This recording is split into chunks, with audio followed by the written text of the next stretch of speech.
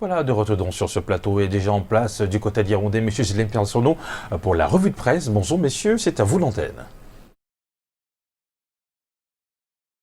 Voilà, bonjour Thierry Carole, bonjour également à vous Soflane. Vous l'imaginez bien, mon cœur est enflammé de joie. Question de vous accueillir dans la cité capitale Yaoundé. C'est la première partie de la revue de presse. Je vous accueille, vous, mais également nos millions de téléspectateurs, ceux du Cameroun et du monde entier qui sont tous chargés fort d'informations. Bienvenue donc à cet exercice. C'est bien entendu pour commencer et parler du sport et précisément du foot au féminin en vue justement des Jeux Olympiques de 2020, l'année prochaine, que dont les Lions sont arrivés à Abidjan en Côte d'Ivoire. L'équipe nationale va y affronter l'équipe locale, tout aussi en course pour la même compétition, c'est-à-dire les Jeux Olympiques de l'année prochaine. Et si le quotidien camerounais à Capitaux Public, Cameroun Tribune, édition de ce jeudi, enfin un titre à la une, c'est surtout pour juger quelles sont les forces et les faiblesses de la bande Chouta Diarra et ses coéquipières qui vont donc disputer cette rencontre un peu plus importante contre la Côte d'Ivoire. Ce sera donc à Abidjan, la capitale économique de ce pays frère. Et comme on pouvait l'imaginer à propos de ce 6 novembre, eh bien, c'est l'actualité relative à la célébration hier de l'an 37 du renouveau qui meuble la une principale du quotidien camerounais à Capitaux Public, Cameroun Tribune, édition de ce jeudi.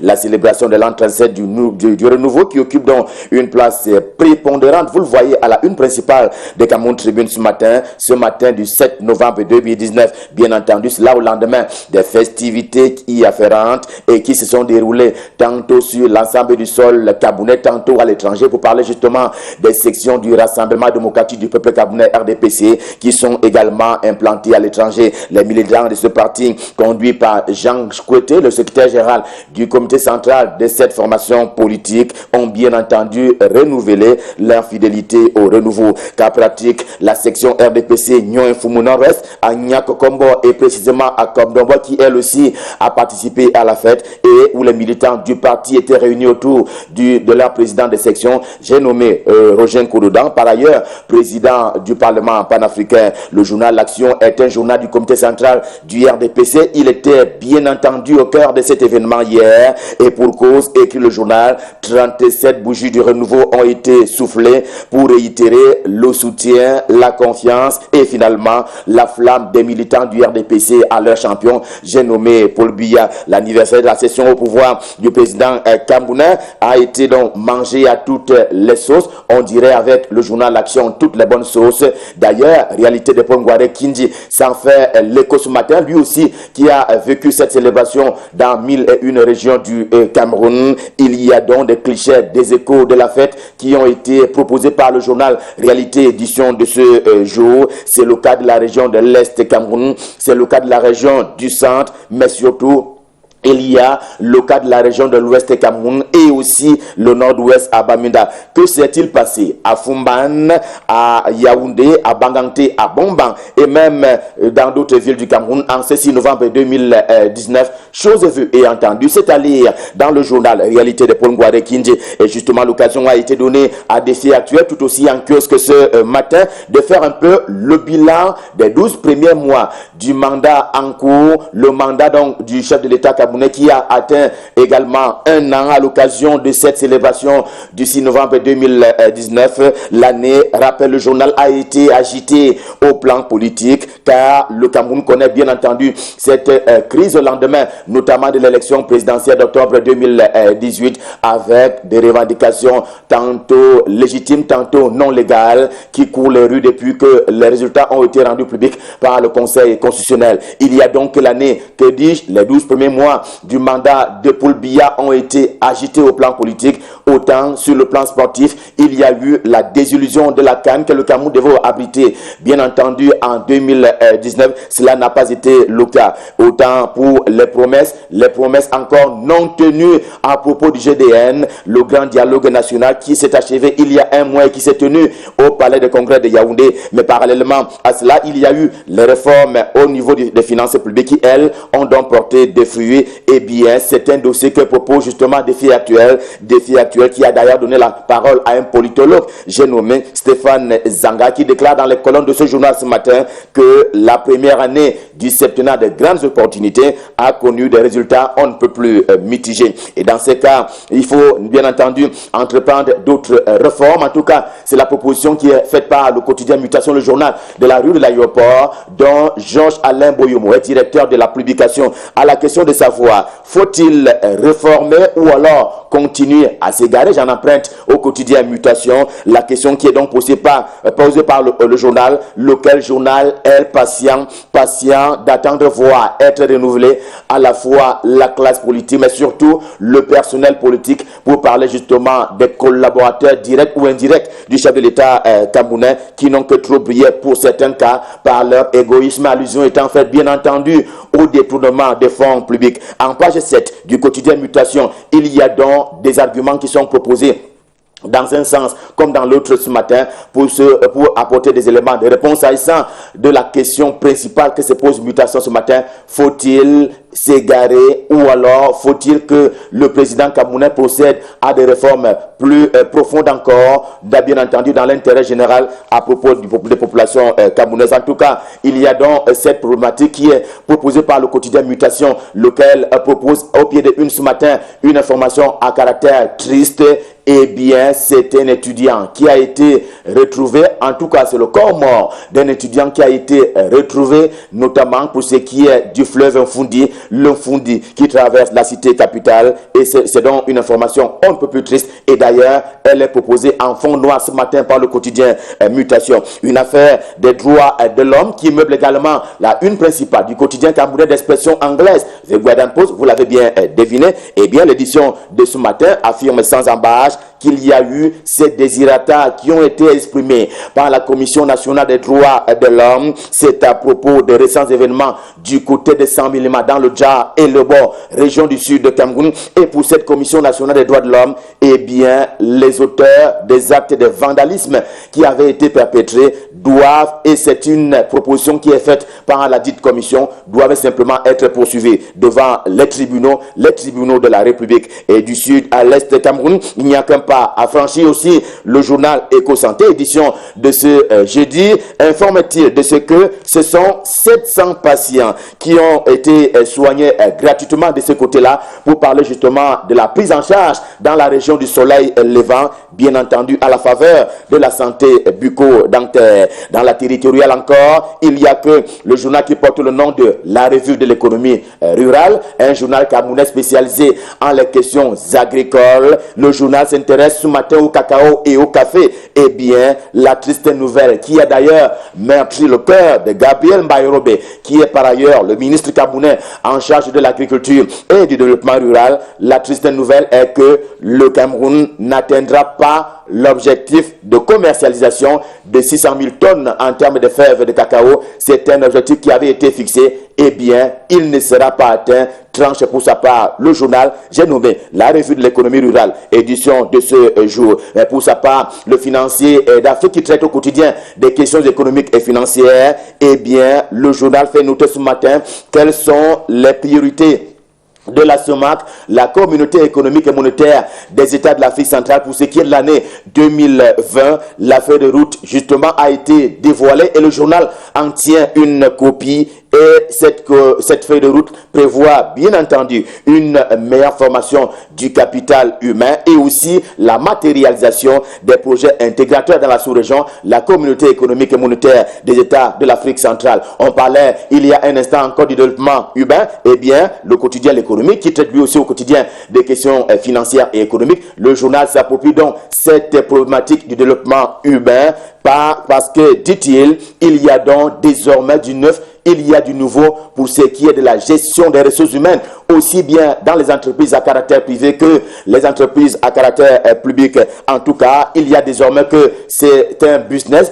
ça pour parler des experts en la matière, les experts en matière de coaching des ressources humaines. Une façon d'y voir le développement des entreprises, gage de tout progrès. Et s'il y a un progrès qu'elle vient de réaliser, c'est que l'église évangélique qui est au Cameroun, eh bien, elle a vu ses fidèles être fédérés autour notamment du directoire. Le journal La Tornade, édition de ce jeudi, porte cette information avec joie, avec à cœur joie d'ailleurs, pour ce qui est de la paroisse d'Ensimeillon. Nous sommes bien entendu dans l'un des quartiers de la cité capitale Yaoundé, et cela après tant de turpitudes qui ont ainsi été traversées, et d'où le journal qui s'en félicite ce matin. On va terminer d'ailleurs par là où nous avons commencé pour parler de l'abondante actualité qui a trait à la célébration hier 6 novembre 2019 de l'an 37 du renouveau, et il y a bien entendu que le journal Hot News a participé lui aussi à cette fête. Il est temps pour parler justement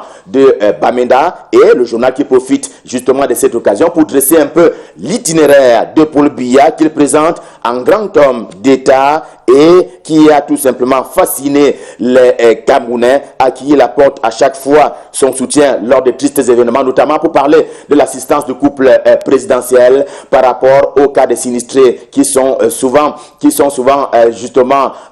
bénéficié de leur soutien. En tout cas, Hot News, édition de ce jour, participe justement à cette fête, et le journal a particulièrement vécu le 6 novembre 2019 du côté de Bamenda, la capitale de la région du nord-ouest Cameroun, bien entendu aux côtés du chef de la délégation permanente du RDPC de la Mézam, département donc de la Mézam, région du nord-ouest camerounais, pour ne pas le nommer, Paul Atanga Anji. Écho des célébrations aussi avec le journal L'Orphelin, également en kiosque ce jeudi, qui a préféré rendre compte de ces dons, des dons qui ont été faits en faveur des populations en Bango. Nous sommes là, dans le quartier de Bamenda. Cela fait partie d'ailleurs des petites attentions du chef de l'État camerounais, pour ne pas parler du couple présidentiel. La veuve nous transporte au contraire du côté de Mouanko et même d'Izangue. Nous sommes là pratiquement dans la région du littoral, et cela parce qu'il y a eu une forte mobilisation des militants à l'occasion de cette célébration du 6 novembre 2019, une célébration qui s'est donc faite avec succès autour du ministre Jean-Ernest Masséna Bibé,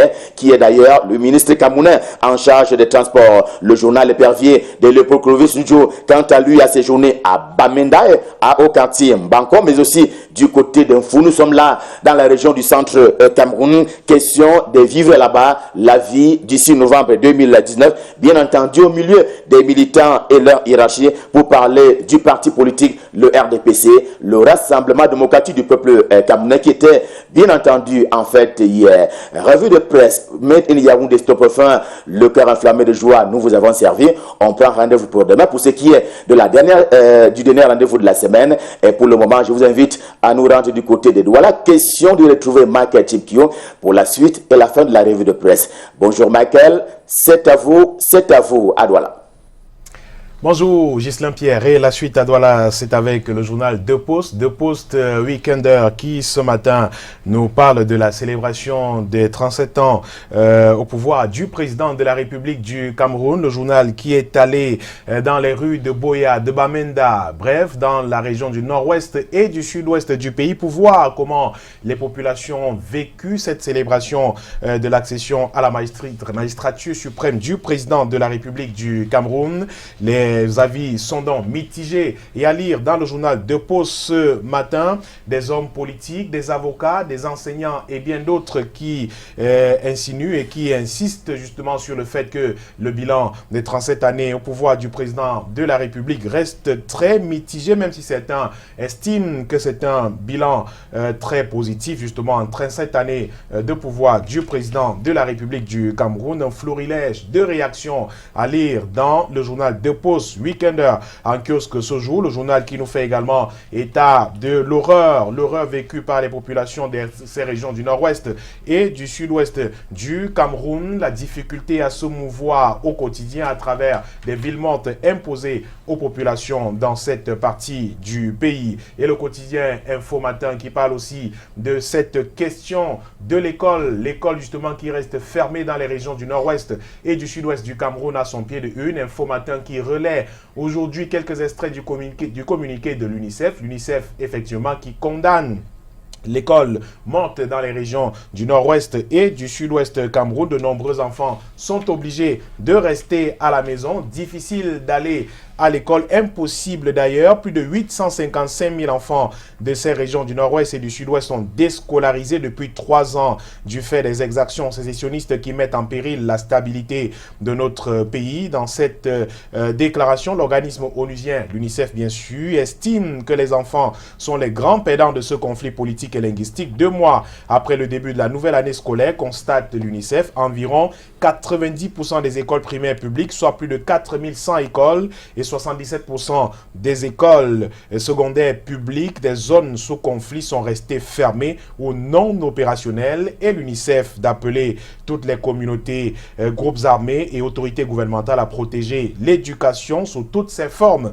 et à ne pas utiliser les enfants comme pions dans les batailles politiques. Et la grande une du quotidien Info Matin, vous l'avez vu, nous parle de la célébration une fois de plus de l'an 37 du renouveau. Femme Dongo qui exalte le respect dans la différence. Aman, c'est dans la région du sud de Cameroun. Le patron régional du comité central du parti de Paul Biya pour le sud a appelé hier dans la vallée d'une thème les populations en général et les militants du Rassemblement démocratique du peuple camerounais à garder intact et dans la démocratie ce fief présidentiel. À la place des fêtes du chef-lieu de l'arrondissement demande effectivement banderoles et plaques à l'effigie du président de la République, mais aussi des messages en faveur du renforcement des idéaux qui défend étaient brandis par les militantes et militants des 4 sections RDPC de ce département. À eux se sont ajoutés des membres des partis politiques alliés et autres sympathisants. En chœur, ils ont renouvelé dans une ambiance fraternelle et au milieu de nombreuses personnes de groupes de danse leur attachement à l'homme du renouveau. Et l'histoire justement retiendra selon Jacques Famdongo que depuis le protectorat allemand de juillet 1884, c'est la toute première fois qu'a été organisée au Cameroun une rencontre inclusive intégrant dans les commissions de réflexion ceux qui ont pris les armes contre de paisibles citoyens, ceux qui ont profané les emblèmes de l'État et ceux qui ont posé des actes attentatoires à la République. Jacques Famdongo exaltait ainsi la tenue du grand dialogue national au Cameroun. Il a également égrené quelques réalisations, des grandes réalisations effectuées par le président de la République du Cameroun. Le compte rendu de ce meeting hier à Man, c'est donc à lire en page 3 du quotidien Info Matin en kiosque aujourd'hui. Et le quotidien Le Messager, lui, est plutôt contre ces meetings organisés par le Rassemblement démocratique du peuple camerounais lors de ces célébrations d'anniversaire de l'accession au pouvoir du président de la République. Le RDPC, là, de la parade inutile finalement, la parade qui ne sert à rien et à personne, écrit justement le quotidien Le Messager en kiosque aujourd'hui. La célébration hier, 6 novembre, de l'accession de Paul Biya à la magistrature suprême a donné lieu un spectacle désolant de la part des militants et cadres du RDPC qui ont profité pour en mettre plein la vue à l'opinion, écrit le quotidien Le Messager. Rien de nouveau finalement sous le soleil hier, si ce n'est la même symphonie indigeste, écrit Le Messager, des militants et sympathisants du RDPC qui s'agitent dans toutes les artères de la ville de Yaoundé, Douala et même dans le pays entier en scandant Paul Biya, notre président. La célébration de l'an 37 du renouveau n'avait donc rien d'original, écrit Info Matin, et ces clichés déshonorants démontrent à suffit que chaque année, c'est le même show auquel l'on assiste alors que les vrais problèmes se posent avec acuité au moment où les échéances électorales pointent à l'horizon et que la base souhaite le renouvellement des organes de base de l'élite au sommet de la formation politique. La grande une du quotidien Le Messager, vous le voyez, est consacrée à Christian Penda et Koka, l'ancien conseiller à la présidence de la République, après que la police ait pris d'assaut la fondation Mouna où devait se tenir une conférence de presse d'avant-hier justement. Son adresse aux médias s'est finalement faite à son domicile, sa résidence à Yaoundé. L'économiste a pu donc donner sa communication en ligne de mire les pesanteurs au décollage économique de notre pays. Pourquoi le Cameroun ne se développe pas? C'était dans la toile de fond de cette conférence de l'économiste et homme politique, le responsable d'Agir, par ailleurs allié politique de Maurice Kamto, n'est pas passé par 4 chemins pour relever les indices sociaux de l'heure, politique, économique, sanitaire, financière et bien d'autres qui confortent et accroît que le Cameroun est sur le chemin de la régression. Il s'est également demandé à quoi ont servi plus de 20 ans de plan d'ajustement structurel. Le président d'Agi a passé une partie importante de son exposé pour signifier qu'il existe un lien étroit entre la nature des institutions politiques et le développement économique. Des extraits de ses propos lors de cette conférence de presse sont à lire dans le quotidien Le Messager en kiosque aujourd'hui. Et la nouvelle expression est également en kiosque ce jour et nous amène à l'extrême nord du Cameroun pour parler de ces moments difficiles vécus par le président de l'Assemblée nationale, Kava Yege Djibril, alors qu'il avait organisé une réunion dans le Mayo Sava, à l'extrême nord du pays, avec quelques élites de la localité, députés, maires et autres élites du coin. Mais l'homme a été pris à partie par ces élites, effectivement, qui, très mécontents d'ailleurs, visiblement, ont fait un bilan très médiocre du régime de Yaoundé, le président de l'Assemblée nationale, qui devrait se sentir très mal après avoir pris cette pomme pourrie sur le visage au cours de cette rencontre avec ses frères et sœurs. L'éternel député du Mayo Sava, depuis une cinquantaine d'années, a perdu presque sa langue face à ses camarades décidés à vomir leur colère sur le renouveau. Et d'ailleurs, le journal La Nouvelle Expression a donné la parole à l'honorable Amadou Sali, député du Rassemblement démocratique du peuple camerounais de Bogo dans le Diamaré. Pour lui, ce sont eux-mêmes qui doivent régler leurs problèmes et non les gens de là-bas. Il ne faut continuer à attendre personne, a-t-il dit. Ces propos d'ailleurs qui circulent dans les réseaux sociaux depuis quelque temps après cette sortie lors de cette rencontre avec le président de l'Assemblée nationale et toujours le RDPC cette fois-ci dans le sud avec ces jeunes qui exigent 30% dans les listes législatives et municipales, ces jeunes qui exigent le 30% des postes électifs pour des échéances à venir. Cette exigence a été faite récemment à Ebolova au cours d'une rencontre entre ces jeunes et les forces vives de la Villa à l'aube des nouvelles consultations électorales dans notre pays. Ils veulent préserver la base afin qu'elle joue un rôle des plus déterminants pour la victoire éclatante de cette formation politique. Le journal qui nous parle également de mouvement pour la renaissance du Cameroun et le président de cette formation politique qui est annoncé à Gouaché. Gouaché, c'est à Bafoussam. Donc aujourd'hui, Maurice Kamto qui devrait se rendre dans la ville de Bafoussam ce jour pour se recueillir sur le flanc de la colline qui a enseveli une cinquantaine de Camerounais le 28 octobre dernier. L'annonce a été faite par les responsables régionaux de cette formation politique et le quotidien de La Nouvelle Expression qui nous apprend que selon des informations confidentielles, les autorités locales redoutent un vaste mouvement de foule lors de cette visite de Maurice Kamto à Bafoussam. Et on termine par le bi-hebdomadaire Europe Plus. Europe Plus qui nous parle ce jour de cette sorte de panique qui se serait emparée des ambassades camerounaises à l'étranger. Des missions de comptage physique et d'audit du ministère des Finances séjournent justement dans ces représentations diplomatiques du Cameroun à l'étranger en vue de détecter les mercenaires et les faux fonctionnaires qui touchent malheureusement l'argent du contribuable camerounais. Voici donc 2 semaines que le ministère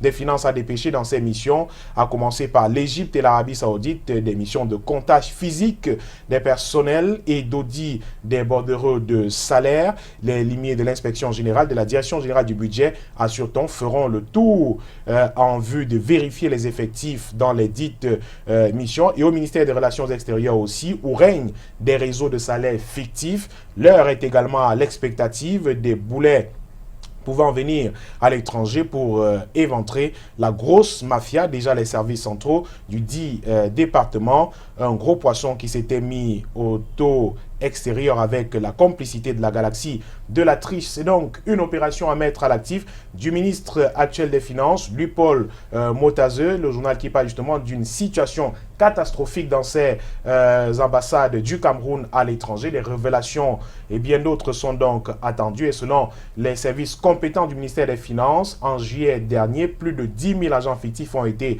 repérés et rayés des listes après le passage de cette mission de comptage physique du personnel de l'État. Il s'agissait de personnes décédées ou non recensées tout simplement. On termine avec cette affaire de tripatouillage avec un procureur, le procureur général effectivement, qui tient tête à Laurent Esso en service en Gaoundéré. Il défie sa hiérarchie en refusant d'exécuter les instructions sur les frais de justice, ce qui pose effectivement un problème avec les usagers et avec ses collègues même. Les détails de cette affaire, c'est à lire en page 7 du billet hebdomadaire Europe Plus en kiosque ce jeudi. Merci beaucoup, monsieur Michael Tipkio, et surtout bon retour au sein de la rédaction. Hein. Merci. Et bon boulot, mon cher.